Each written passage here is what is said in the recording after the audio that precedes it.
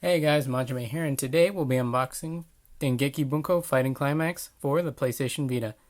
And this is the bonus edition that you got automatically if you pre-ordered for the PlayStation Vita. And you got a soundtrack CD. Looking at the front, there's some anime characters that you may be familiar with, but there's other characters who at least I'm not familiar with. And hopefully throughout the game I'll figure out their names at least. On the side, we see Dengeki Bunko Fighting Climax with their logo. The other side, we see likewise. On the back, we see that it does have cross-save with the PlayStation 3, so if you get that version, you'll be able to have, I guess, the ultimate experience. You can have Dream Duels. Let's see. You see the illustrators as 23 support characters, 14 playable characters, which is a decent roster, I suppose. It is a one-player game, usually, although it can ad hoc 2 players or play online with 1 to 2 competitive. It uses a touchscreen, which I'm assuming not too often, because that would just not be that useful in a fighting game, rather. That's trying to be taken seriously, and especially if it's on the PS3 as well. So, opening this up, and let's see what is inside here. Alright, we have the game itself, which basically mirrors the cover, which is pretty standard. Yeah, it mirrors it pretty much to a T. And the bonus CD is in one of these cardboard cases. Dengeki Bunko Fighting Climax Bonus Edition Soundtrack. Looking at the back, we see the songs.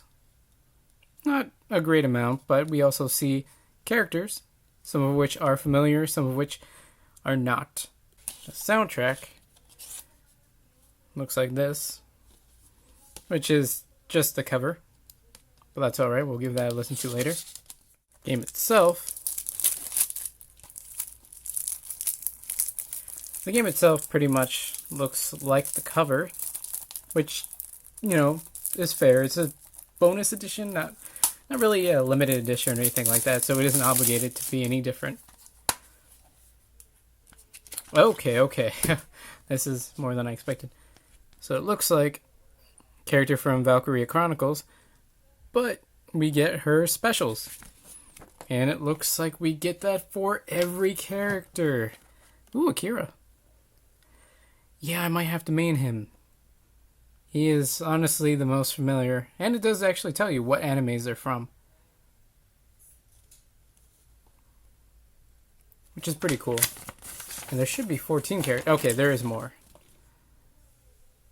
So if there's any of the characters that you find really interesting and you want to learn more about them, you can actually watch their animes, because at that point you'll know which anime they're from and that you at least like their character in a fighting game. So it's really cool that this came with this paper showing, their movesets. That's really cool. Not a lot of games do this kind of thing, especially fighting games. But I'm very much appreciative of that. So, looking forward to checking it out later. Majime out.